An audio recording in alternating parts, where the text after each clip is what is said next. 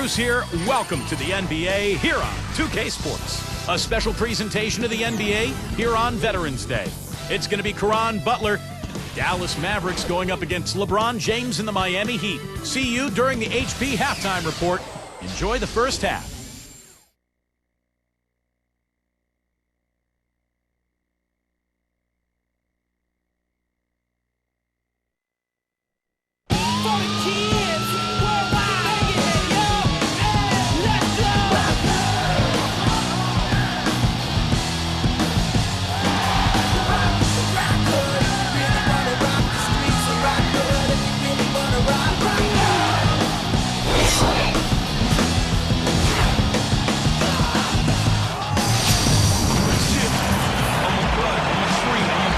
Welcome, everyone, to this very special NBA presentation on Veterans Day, when we salute the men and women who protect our country.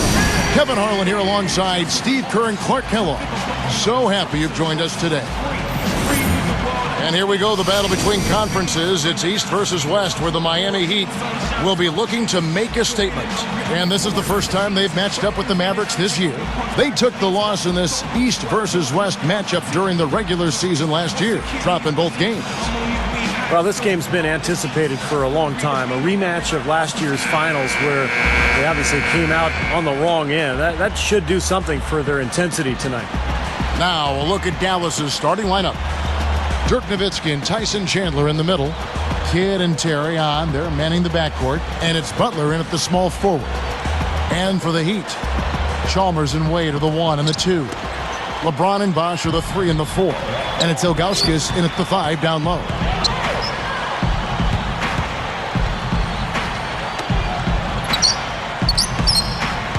Wade against Terry.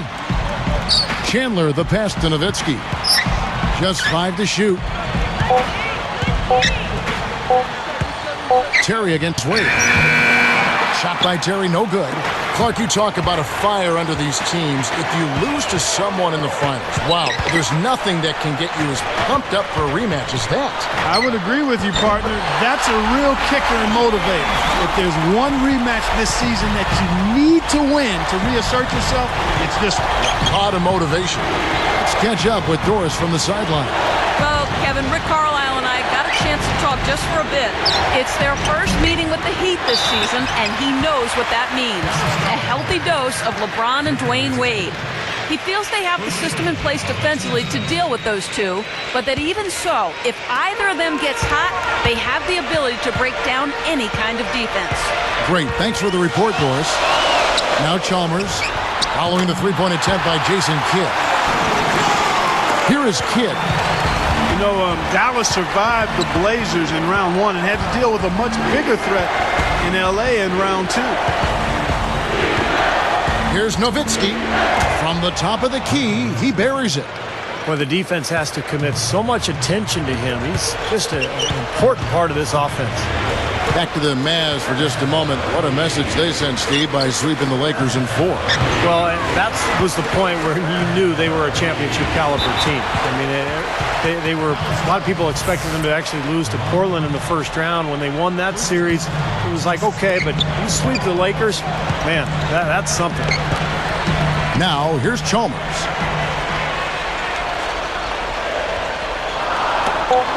Near the three-point line, it's Wade, and not gonna go. He misses the first attempt on the night. There's the triple, and it's Nowitzki missing. You know, last year for Dirk might have been one of his best to date. I mean, I think it was even better than his MVP year. He was just superb, but a lot of that had to do with what he showed in the playoffs. I think he was at such a high level of performance during the playoffs. LeBron, good. Here's Terry. 8 points his last outing. Guys, this offense very effective. Going right at him. And this is where you just start picking apart the defense, and now you take their confidence away. You can really take control of this game. But back to Dirk, he was in consideration for another MVP, Steve, finishing right in back of Rose last year. Well, he made a pretty good case for himself. Best field goal percentage of his career, and was a force for Dallas all season long. They had that incredible postseason run. And if it hadn't been for an injury at midseason, which cost him about 10 or 12 games, I believe, I think Dirk might have won it. This has been the start that they had hoped for, coming out knocking down 4 of their first 5 shots.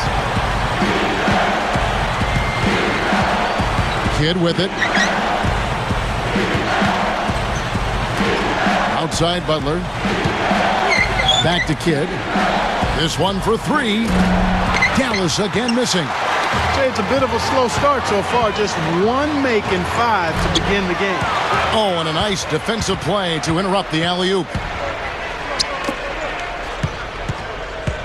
Back to Terry. Moving it around. From the wing. No good. And it's the Heat taking it the other way. Well, I tell you what, the coaching performance of Rick Carlisle in the playoffs last season was, I think, what cemented him in the minds of many as an outstanding coach. We've always known it. He was terrific with Detroit. He was outstanding with the Pacers. And he's got a championship ring with the Dallas Mavericks. Now here's Terry after Dwayne Wade's miss. The shot. Nice shot by Terry. Terry's got his first bucket of the night. That time he found a gap in the defense to turn that one into a very easy jump shot, a warm-up jumper, if you will. Well, going back to Carlisle, I mean, he did such a great job, you're right, Clark, in the playoffs last year, mixing up the rotation, going deep into the well to get the right matchups through every step of the playoffs. And I thought he did as good a job as possible for the Mavericks in that playoff run. That's one of the reasons they won the title. Boy, it's been a hot shooting first quarter for them so far. Steve, it's been fun to watch. I mean, the shots are dropping, and it's led to an excellent start. Courtesy of the 2K leaderboard, here's a peek at the league's top scorers from a season ago. LeBron James second. The 4th spot held by Dwayne Wade. Well, these two guys both were phenomenal last year, and either one would be a guy you want to make sure he gets the ball, especially late in the game that you want to win. Kidd kicks to Terry. And Nowitzki backs in. And Bosch picks him up defensively. Shot clock at 6. From 20 feet out. Butler missing again. The Heat leading by 6. And they're moving it up. Deflected. Chandler with the steal. Kidd against Ilgauskas. And stolen by Ilgauskas. And here's Miami. Makes the alley-oop pass. And they get in the way. Looked like the alley-oop attempt that time. Kidd dishes to Butler. It's stolen by Wade.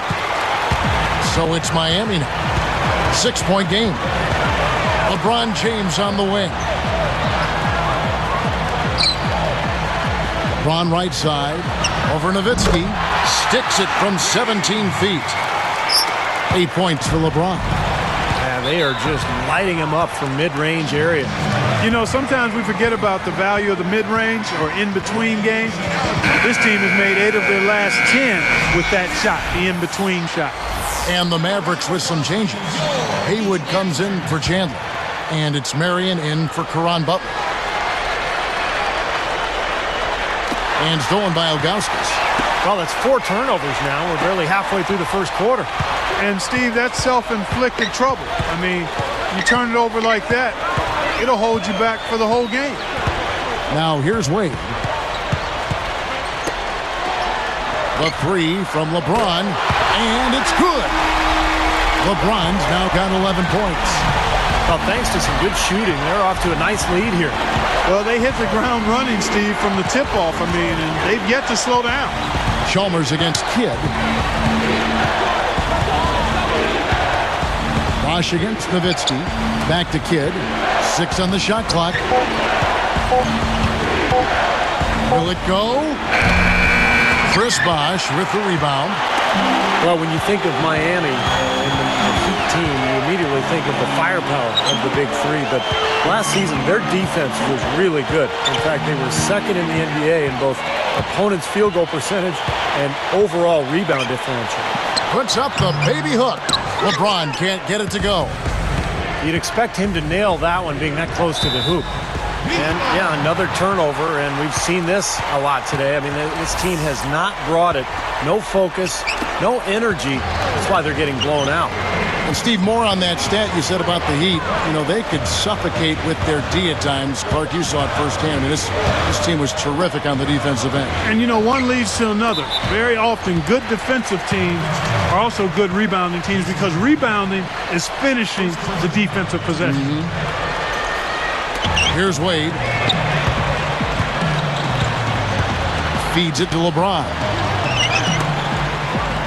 Down to 5 on the shot clock. Here's Bosch, and he drops it in following the offensive rebound. And the Heat lead by 13. Great start here early on, but they've got to continue to play well to maintain that lead. Boy, I tell you what, really nice start for him here, guys. Getting after both ends of the floor, you got to like that. Now here's Nowitzki. 17 points for him last game against the Magic in Orlando. Trying to get back on track. No good. And it's the Heat taking it the other way. And the rebound goes to Jason Terry. So hard not to go for it when you see that chance at the alley-oop. Bet he wishes he hadn't, though. Takes a 3, and a great assist by Kidd as that one goes in. Terry's got his second basket of the night. Nice job attacking the lane and forcing that defender into the blocking foul. A little bit of a deer in the headlights look by that defender as the driver picked up steam going to the hoop. And the first one at the line is good. And some changes here for the Mavericks. Tyson Chandler is checked in for Hayward. Butler comes in for Dirk Nowitzki. And Barea subbed in for Jason Kidd. Mavericks trailed by 12. Now Barea. Defended by Chalmers.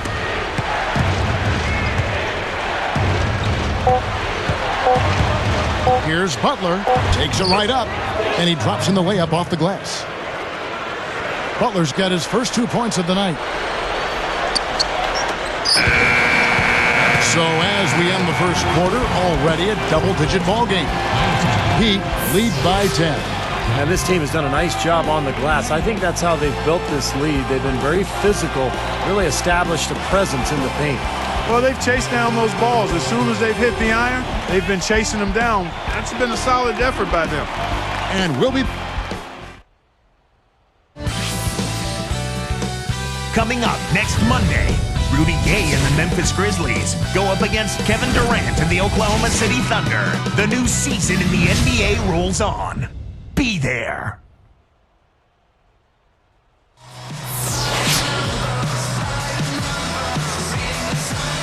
Welcome back, folks. We'll see if we're in store for a more tightly contested quarter as we move here into the second. Here's Chalmers. Wade and LeBron are the wingmen.